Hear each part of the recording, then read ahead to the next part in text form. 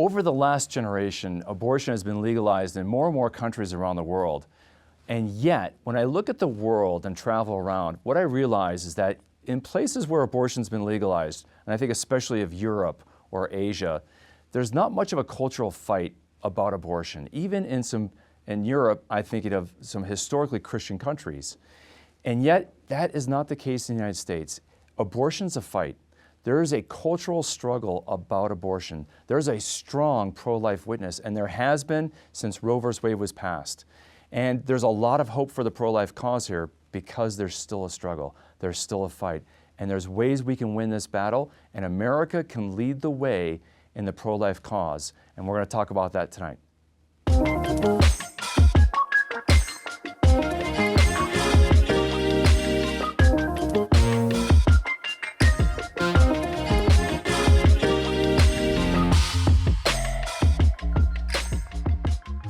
One of the remarkable things about the United States is, in spite of abortion being legalized, and in spite of all the cultural problems we have, I'm really struck from experiencing world travel that in the United States, abortion and the pro-life cause is such a big deal. It's a big political deal, it's a big cultural deal. And that's important because when you travel to other places like Europe, like I mentioned, it's not an issue. It's not a political issue, and it's very much a minor cultural issue.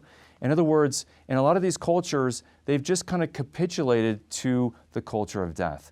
But we in the United States have fought, and the pro-life cause has fought fiercely for life, saving many, many, many hundreds of thousands and perhaps millions of babies from death.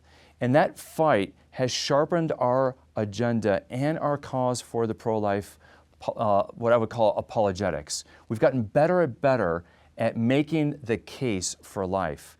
And yet, there's a lot more work to be done. And so I've invited a special guest and a dear friend of mine, Lynn Grandon, who's a veteran of the pro-life cause. And I know when you were out in Illinois, you were doing a lot of great work out in the Diocese of Peoria, and now you're the leader of the Respect Life office here in the Archdiocese of Denver. And so Lynn, it's a great pleasure to have you on the show. I'm delighted to be here. Thanks so much. Yeah, let's just talk a little bit about your history with the pro-life cause, because I think you have a perspective that this idea that it's a fight here, that we have a chance. I think it says something that we fight about. We fight against abortion, and then it's an issue here. In a lot of places, it's not an issue, and so that gives me hope. And I think it should give other people hope. Yes, and I think what we have to understand is we in the Catholic Church, we are realizing that it is the culture of death versus the culture of life, and so we are working to restore a culture of life, but it's not a sprint, it's a marathon, and we have to take courage from what we've learned in the past, from those that have fought against moral evil. For example, the slavery issue. That didn't change overnight. It took years to get through to the culture and to get into the minds and hearts of people to that realization, wow, this really is morally wrong and we've got to stop, and we will get there as well. You know, I love that taking the long perspective is really important, because it's, you know, I think a lot of people want an easy short-term win, but and I think to have a cultural battle, you need cultural institutions. And I think one of the things that the pro-life movement has done is it's matured in thinking long-term. And I think about, you know, the different institutions we've created, and I think of some of the things I know that you're involved with houses for women, and some of those things. Talk about some of the things that you've seen that we've developed, even here in Denver. Yeah, my background was in medicine, and when I really got involved in the pro-life movement, I realized that the traditional pregnancy care center was too focused on too small of an issue.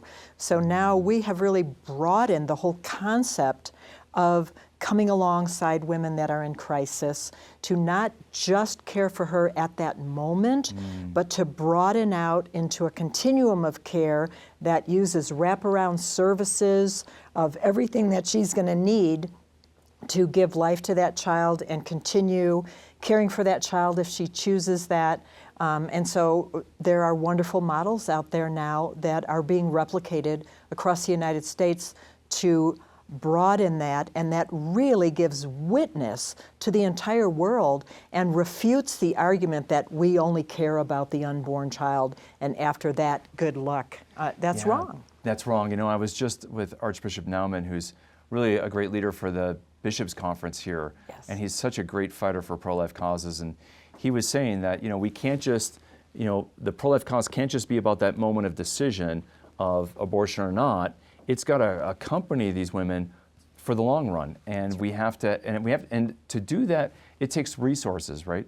It takes institutions, and so how do we resource this pro-life movement?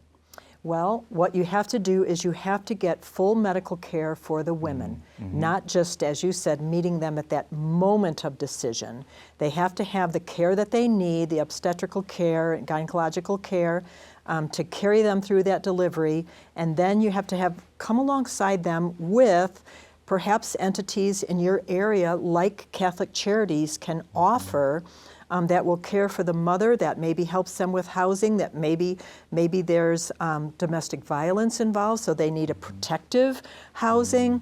Then you need maybe care for the child so the mother can go back to work, maybe early childhood education, continuing medical care, psychological services, spiritual services. All of these things can be done if you tap into the resources around you or create resources in your local area.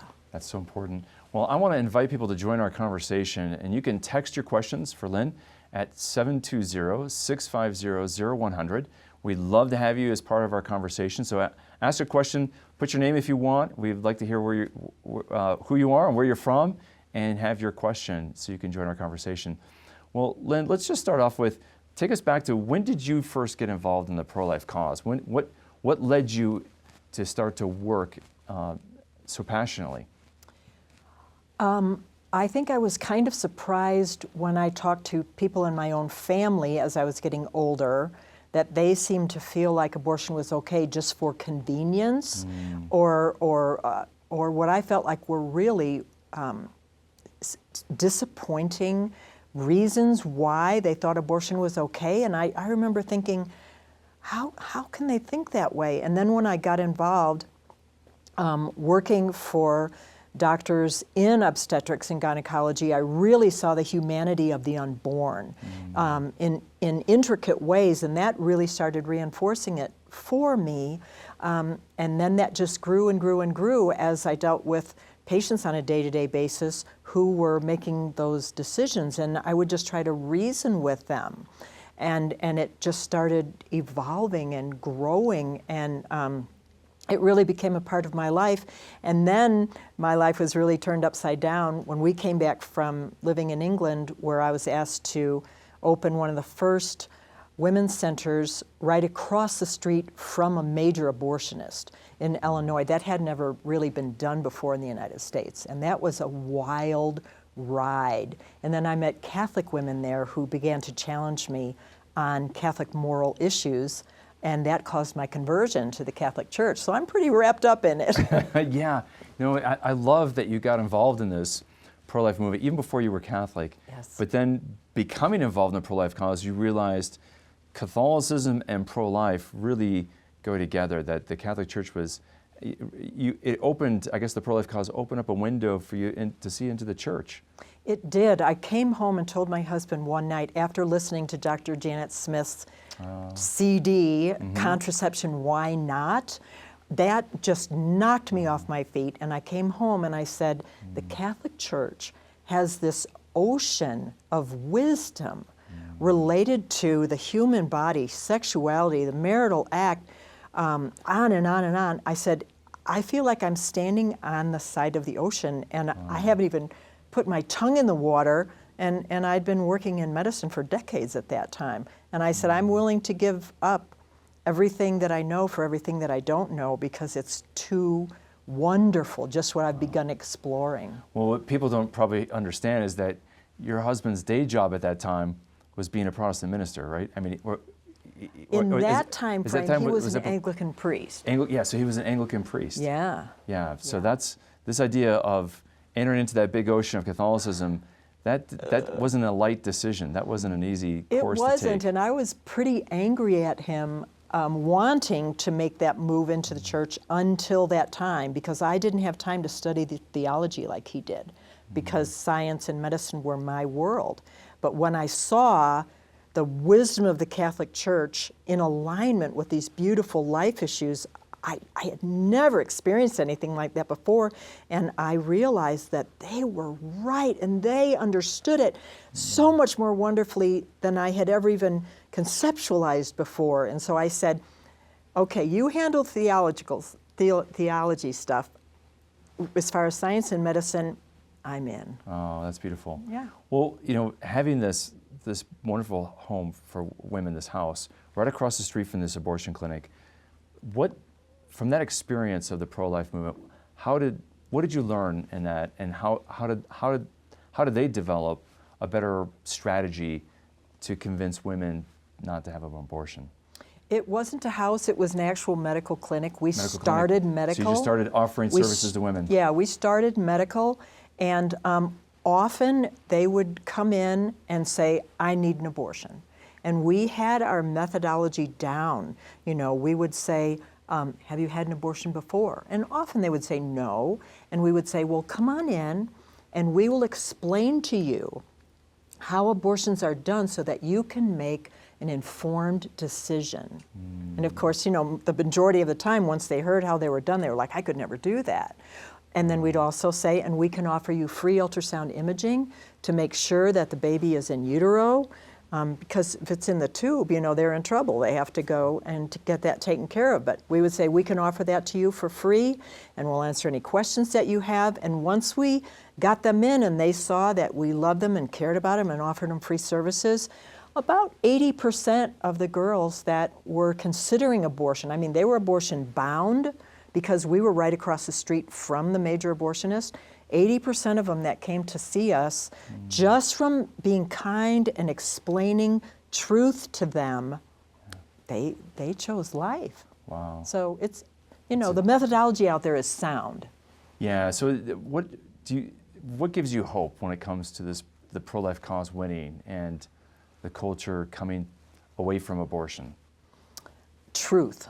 Because you've seen it happen, right? I've seen it happen, and I've been in major debates in university settings where I have taken the top dozen arguments that the world says for abortion, and we have specific things that we can say to refute all of those top arguments. And I've seen professors at those institutions change their mind and tell me later, wow, I have to be pro-life now. You knocked all of my ideas out from under me, and it's absolute truth. So I have to become pro-life. And I'm like, yeah. Give us one of those arguments that you've seen that have been effective with people. I think one of the biggest ones in America is, it's my body. That's the I can do this right? because it's my body.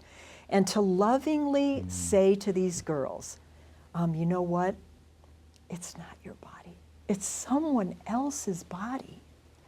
And then you bring in DNA and honesty about early development, and then you say, what if it's a little boy? It has a little boy's reproductive organs. Yeah. You don't have those reproductive organs. Right. How can that be your body? Wow. And then I've also said things like, I've had twins myself, and interestingly enough, my twins don't even have my same blood type. So how can that be my body? Wow. To just lovingly have this discourse with them, and then you see them start thinking like, wow, but they've just bought the lie and not done their research. Yeah, they don't think about the reality. And that's where I think, Joseph Pieper was a great Catholic philosopher, just talked about the idea of reality, that wisdom is having, and to understand the truth, we have to look at reality. And I think if you look at the pro-choice and the abortion cause, their language is very obtuse and abstract, isn't it? Whereas the language that we use in the pro-life movement, it's very concrete and specific because it's closer to reality. And if we can draw people closer to reality versus being with this idea that, it's not a baby, it's, that they just the language that they use is really amazing. Yeah. It's deceptive. And when I used to read medical charts, to read euphemisms like products of conception, and I'm like, come on. Yes, it's deception, isn't it? Yeah. Well, a question comes in, Catherine asks, I have a non-Catholic friend who's had an abortion and with great regret. So any tips on how to help that friend? Absolutely. The best model that even the USCCB has agreed upon after analyzing models is a model, and it's anywhere in the United States, called Project Rachel. And the reason we love that model is they take the abortion, a person that's had an abortion, male or female, and they work through every issue that they know that they're going to struggle with for the rest of their lives, like an onion. Peel back all those layers, they know what they are, and they help them work through them to heal the entire person. They don't have to be Catholic to go through that. But she should just Google Project Rachel and look for someone in her area or nearby for that person. Yeah, I'm a big fan. I think Project Rachel does a great job. Absolutely. I know people that have really gone through a lot of healing, who've had an abortion, who've gone through that, and it's really helped them. And one of the things I think when we have guilt is we try to distract ourselves because the guilt about our sin makes us feel bad, and we try to crowd that out. But that never addresses the root cause of our unhappiness, our disquiet, our restlessness, and our pain. And I think it sounds like when you say that, you have to kind of work through these different things. It sounds like even more painful. But actually, it's through that pain that there's a purification and a real freedom that comes. It's beautiful. It's beautiful. When I have talked to many women who have had abortions, some of the most touching moments are when these women hear responses to them saying, I haven't done anything because I didn't believe that God would forgive me. And then you talk that through to find out, no, there is true forgiveness and you can come back. And for women to say, well, I just thought my baby was dead. And for me to say, your child died in innocency. Your child is in heaven waiting for you. You need to name your child and get your life straightened out so that you can enjoy all of eternity with that child. And I've seen women just weep and say, for the first time in all these years, I have hope. Yeah. So healing is out there. And that perspective that their child is waiting for them, it changes them. I love that idea that there is hope through the healing, and that's hopeful message, and that people need to know. Yeah. And that's a big part of the pro-life cause. We have to let people know that over and over again. Well, one of our viewers asks that they say that they're pro-life, but it can be intimidating to speak up about that in public or in our culture today. So what advice do you give for someone to, how do they have courage to be pro-life openly? What they really need to do is to gain the ability to discourse effectively. And I'm not saying that they have to become a Catholic apologist, but they can learn the basics of life issues apologetics. There's plenty of resources out there to do that, and gain what you need to be able to discourse effectively with your friends, relatives, associates, and neighbors. Because in this culture, as Catholics, we have to learn to do that, because this is the biggest battle of our culture right now, is to restore a culture of life. Yeah, that's what Peter says, right? Be ready to give an answer, an apologia for the hope that is within you. That lies within you, right. Right? So we have to be ready to give that answer. And I think, I know from just one of the basic things about public speaking, we try to teach this to our students here at the Augustine Institute, is people could be afraid of public speaking or making a presentation. How do you get over that fear? By practice. Yes. And by, the more you prepare, the easier it is to articulate this publicly, right? And to speak. That's right. To speak up. And so I think your formula is great. They just do a little bit of homework, And then you've got a couple talking points. You practice those talking points. Maybe you kind of write them out a little bit, and then you're ready to start having a conversation. And then be humble. If you don't know the answer, just smile and say, I don't know the answer, but I can find someone that has the answer, and I'll get back to you. Don't just leave it, and that'll give you courage. Yeah, no, that's really important. Well, what's some of the other reasons you think we should have hope for this pro-life movement and moment we're in right now? I think the thing that thrills me is to see the difference in the generations, because the younger people are way more enthusiastic about life issues than my generation or even the generation right underneath me. It's the generation after that that is so energetic and pouring into the streets. Just recently at Washington, D.C., in spite of COVID, over 110,000, and they were joyful and happy and singing and unashamed. So, yeah, I believe the generations that are coming up are determined. When I saw their sign right in the front of the march, we are the post-Roe generation. I just burst out crying. I'm like, man, those kids, they just have it in their hearts. It's wonderful. Do you think that modern technology, it's so accessible now, you can get a picture of that baby at such, within, 2 or 3 months, you can get a clear picture of the baby in the womb. Do you think that technology has made a difference for convincing people towards the pro-life cause? I know it has, because I'm out in the schools all the time, and I do embryology, and I even show embryoscopy, a scope showing a 9-week-old baby. Wow. And those kids gasp, and they all lean forward in their chairs, and because that only has one layer of skin at that time, so they can see the veins underneath the skin, they can see the bones in the fingers, and they're asking questions, and you're just answering everything from a scientific viewpoint. But then when you get into abortion, how can they say, well, it's not really human, or it's just a clump of cells, because you've just shown them with modern technology that those lies are utterly refuted. I love that. And again, it goes back to that idea of the more we can show people reality, the more the truth wins. Yep. Right? Yep. Yeah. It's exciting. Lies they don't hold in light of the truth. The lies need the darkness. They need obscurity. Right? That's right. And the darker it gets, the brighter light. Our light is going to shine, and that's the hope we have for the pro-life movement, because our truth is irrefutable. Wow. What do you think is going to happen if Roe v. Wade is overturned? What becomes the next stage for the pro-life movement? Well, we know. We know what's going to happen. It's going to go back to the states. The laws will go back to the states.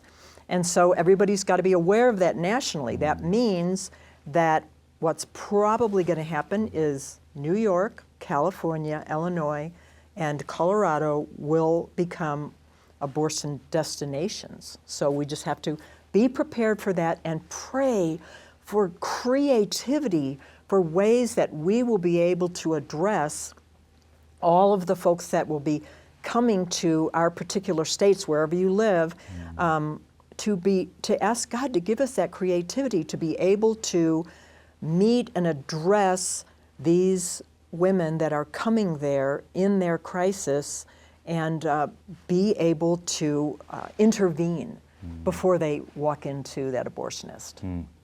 Wow. One of the questions that someone had is, how do we make where does adoption fit into this, and how do we promote adoption?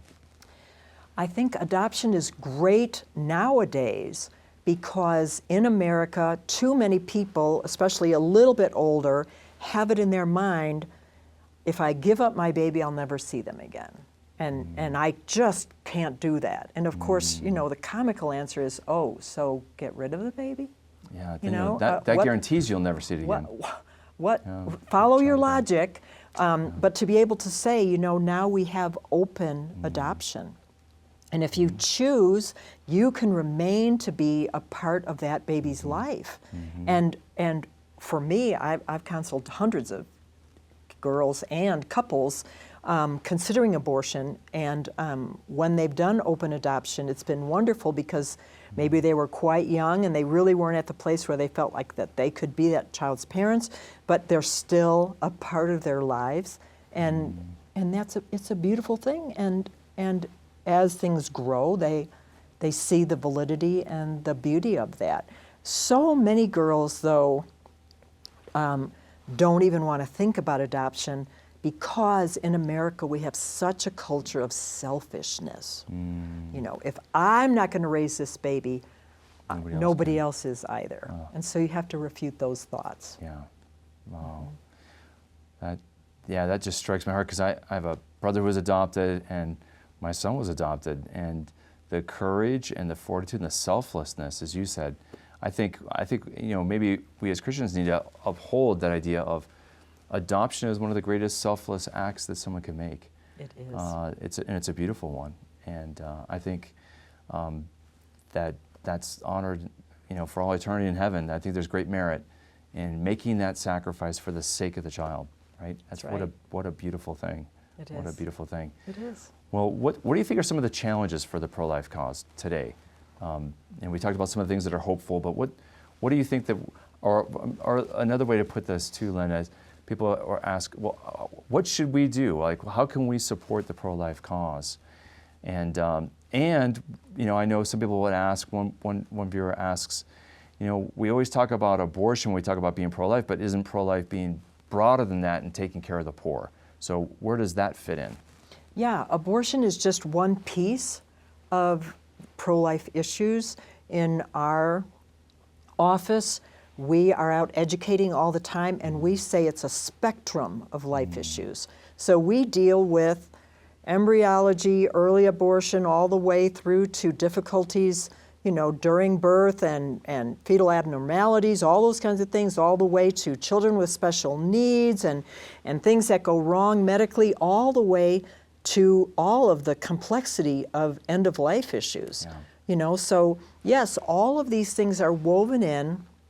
To get to the root, we have to think about that simple phrase, the value of every life. We have to really stress to this culture that there still is value, worth, and dignity in every single human life, which hits all the spectrum of both social justice and respect life issues. And history can be great teachers for people if they'll just do their research and realize our country cannot become like what we have seen previous cultures and civilizations do to devalue human life. No, and that to devalue human life devalues all of us, and it puts us all at risk. And I know that I look at Catholic Charities, and our good friend Darren Walsh, who is the head of Catholic Charities here in Denver, you look at their budget, there's definitely things that are directly pro-life, but there's a lot of that budget that's taking care of the homeless. There's women's shelters, there's the men's shelters, there's the Samaritan House, there's housing. There's just so many different things that all fits within, everything within Catholic Charities fits within the gospel of life that we as Catholics are trying to live out. That's right. Yeah, so like we said, it's a great model, and if other people want to explore that or contact us to say, how can we do that? How better can we do that? We don't have to say, well, we don't know, good luck. No, we know how to do it, and we're happy to help. Yeah.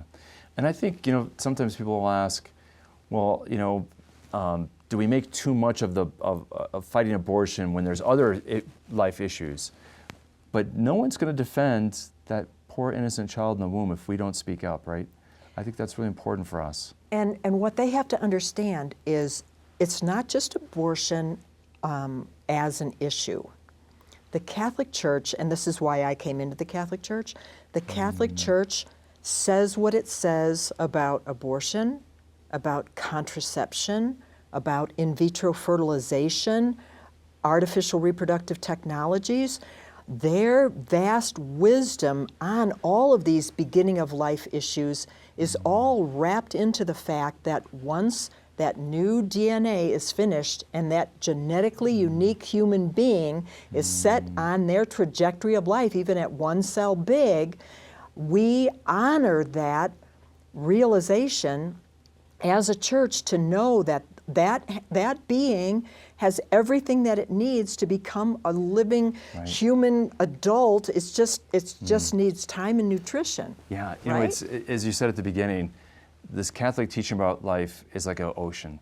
And we see that that child is the poorest of the poor, that unborn child, and that mother is facing all kinds of pressures and troubles and is in a crisis, and she's part of the poor that we're trying to help. And so it is, it all fits together beautifully. Yes. And well, Lynn, I thank you so much for joining us and sharing your passion for this pro-life cause and sharing hope that we can make a difference, that everybody here can make a difference. Amen. Yeah. Thank you very much. Yeah.